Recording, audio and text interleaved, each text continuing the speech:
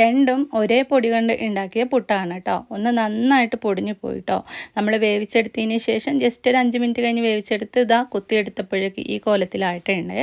ആ പൊടി കൊണ്ട് തന്നെ നമ്മൾ ഉണ്ടാക്കിയെടുത്തിട്ടുള്ള നല്ലൊരു പെർഫെക്റ്റ് പുട്ട് തന്നെയാണ് ഇത് കേട്ടോ. അപ്പോൾ ഇത് രണ്ടും വ്യത്യാസമുണ്ട്. വെള്ളത്തിൻ്റെ അളവാണ് കേട്ടോ ഇതിൻ്റെ ആ ഒരു മെയിൻ പ്രശ്നം വരുന്നത്. അപ്പോൾ ഇത് ഒട്ടും അറിയാത്തവർക്ക് വേണ്ടിയിട്ടാണ് കേട്ടോ. നമ്മൾ കടയിൽ നിന്നൊക്കെ വാങ്ങുന്ന പാക്കറ്റ് പൊടി കൊണ്ട് നമ്മൾ പുട്ടുണ്ടാക്കി എടുക്കുന്ന സമയത്ത് എങ്ങനെയാണ് ആ ഒരു രീതിയിൽ നമ്മൾ നല്ല രീതിയിൽ പുട്ടുണ്ടാക്കി എടുക്കുന്നിട്ടുള്ള വീഡിയോ ആണ് കേട്ടോ. ആർക്കും അറിയാത്തവർക്ക് വേണ്ടിയിട്ടാണ് ഞാൻ ആദ്യം പറയുന്നുണ്ട്, ഷെയർ ചെയ്യുന്നത്. അറിയുന്നവർക്ക് വേണ്ടിയിട്ടല്ല. ഞാൻ ചെമ്പാവിൻ്റെ പുട്ടുപൊടിയാണ് എടുത്തിട്ടുണ്ടായിരുന്നത് കേട്ടോ. അപ്പോൾ അത് ഒരു പാത്രത്തിലേക്ക് മാറ്റിയിട്ടുണ്ട്. നമ്മൾ ഡബിൾ ഹോസിൻ്റെ പുട്ടുപൊടിയാണ് എടുത്തിട്ടുള്ളത്. ആവശ്യത്തിന് ഉപ്പ് ചേർത്ത് കൊടുത്തിട്ട് ഞാൻ ആദ്യം തന്നെ തണുത്ത വെള്ളം കൊണ്ട് തന്നെ ആദ്യം കുറേശ്ശെ വെള്ളം ഒഴിച്ചിട്ട് ഒന്ന് മിക്സാക്കി എടുത്തിട്ടോ.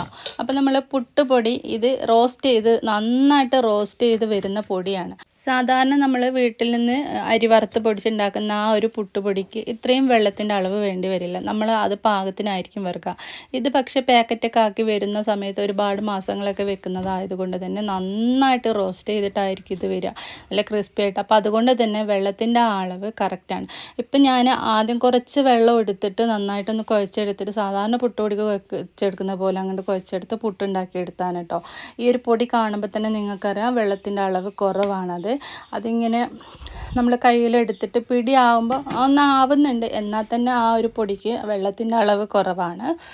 പിന്നെ വേവിച്ചിട്ട് പാത്രത്തിലേക്ക് കുത്തിയെടുത്തപ്പോൾ കണ്ടില്ലേ, ഈ രീതിക്കാണ് ആയിട്ടുണ്ടായിരുന്നത്. അതിൻ്റെ അടിഭാഗത്ത് മാത്രം ജസ്റ്റ് ഒന്ന് അത് വെന്ത് വന്നിട്ടുള്ളൂ കേട്ടോ. പിന്നെ ആ പുട്ടുപൊടിനെ ഞാൻ നന്നായിട്ട് വീണ്ടും ചെറു ചൂട് വെള്ളം ഒഴിച്ചിട്ട് ഈ പാകത്തിനാക്കി എടുത്തിട്ടുണ്ട്.